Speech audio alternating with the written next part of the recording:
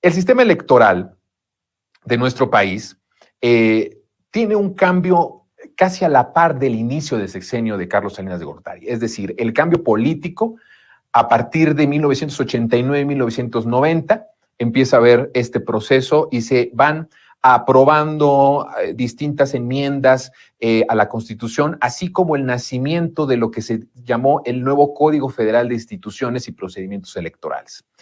¿Qué es lo más relevante de este nuevo Código Federal de Instituciones y Procedimientos Electorales? Pues es nada más y nada menos que la creación del Instituto Federal Electoral. Así es, como lo oyen, este Instituto Federal fraudulento, este Instituto Federal al servicio de los poderes fácticos, es creación del salinismo. No es una creación ciudadana, como se ha querido decir, no es la construcción de la lucha de los ciudadanos por democratizar nuestro país, no. Sí, evidentemente ha habido una lucha muy importante, tremenda en las calles del pueblo por cambiar su sistema político, por cambiar su sistema económico, por cambiar el régimen. Pero lo que sucede con el IFE, si usted escucha de la comentocracia tradicional, que el IFE, hoy INE, es el resultado de una lucha ciudadana democrática del pueblo para tener un árbitro electoral, una institución electoral que tuviese la confianza necesaria para poder avalar y poner las condiciones justas de una elección presidencial, municipal y estatal, es una farsa completa. El IFE, hoy INE, es un instituto creado en el salinismo, con las condiciones completamente antidemocráticas de el régimen salinista. Y eso es lo que la gente no conoce. Bueno, es en ese proceso, ¿se acuerda usted que ahora en esta discusión de la reforma electoral y después del plan B y todo lo que conllevó esto, toda la sarta de mentiras que dijeron y de los ridículos que se veían prácticamente amarrándose la bandera del INE y de la credencial de elector?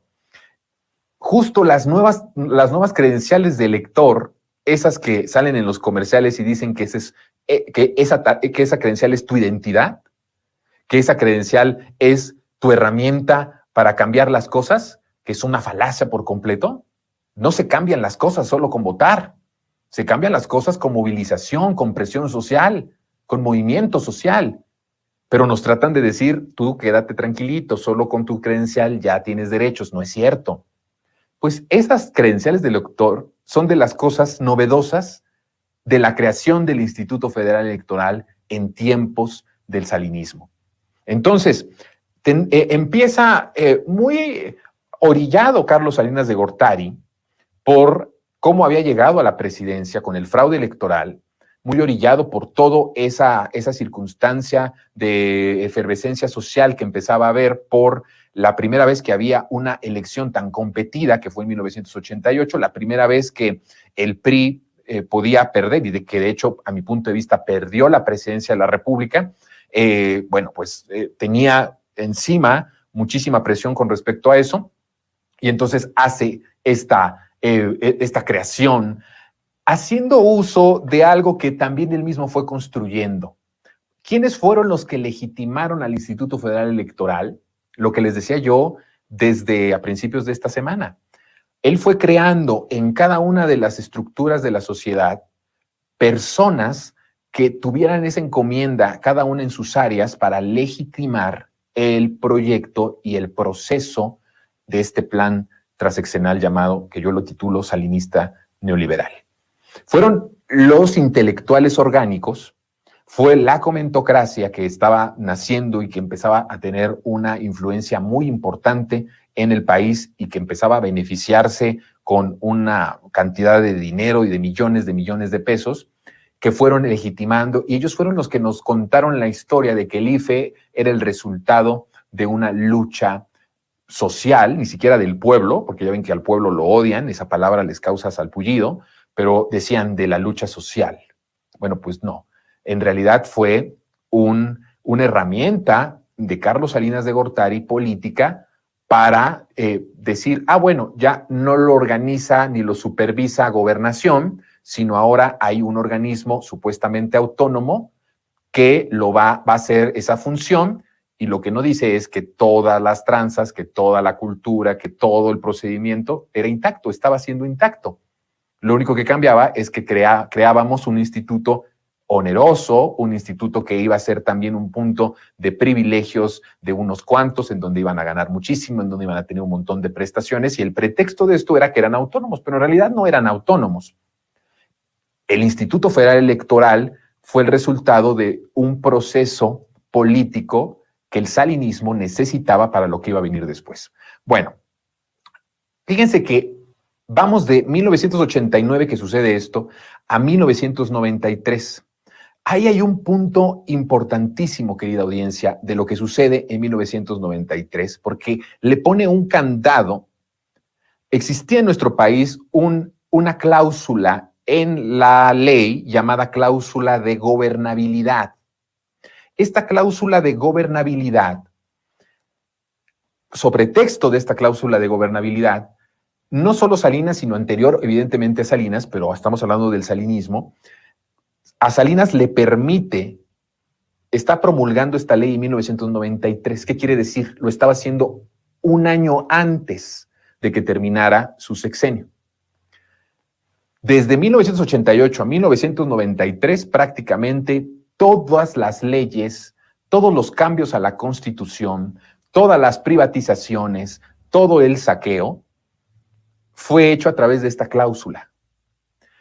En 1993, Salinas lo arma también muy bien porque dice, con todo lo que está pasando en mi sexenio, y que ya es en muchos sectores de la población, era totalmente imposible que se viera la realidad, que el país estaba verdaderamente rumbo a la quiebra. Ya había muchas expresiones sociales muy importantes en diferentes partes del país. Bueno, evidentemente en Chiapas con los indígenas había ya, ahí estaba muy sobrecalentado el ambiente político, que bueno, decir sobrecalentamiento político es una forma tal vez políticamente correcta de decir que había una guerra interna en donde hubieron muertos, evidentemente, y ya había mucha efervescencia, no solamente en esa parte, en muchas otras ya había una efervescencia de que estaba ya llegando un hartazgo y ya no se podía tapar el sol con un dedo. Y entonces Salinas lo que hace es armar una ley, que es la que nos va rigiendo hasta ahora, que le prohibía, pensando en que si llegaba por este hartazgo un gobierno de izquierda y que podía echar atrás de manera temprana o prematura todo lo que había construido en el inicio de su gobierno, que es el inicio de este proyecto transeccional, le pone un seguro y entonces hace un cambio, cancela esta cláusula de gobernabilidad y ya no le permite a los partidos por sí solos, como él lo había hecho desde 1988 a 1993, aprobar leyes constitucionales por sí solo. Le pone ese candado para que ya ningún partido que llegue pueda cambiar la Constitución o cambiar lo que ya él había hecho.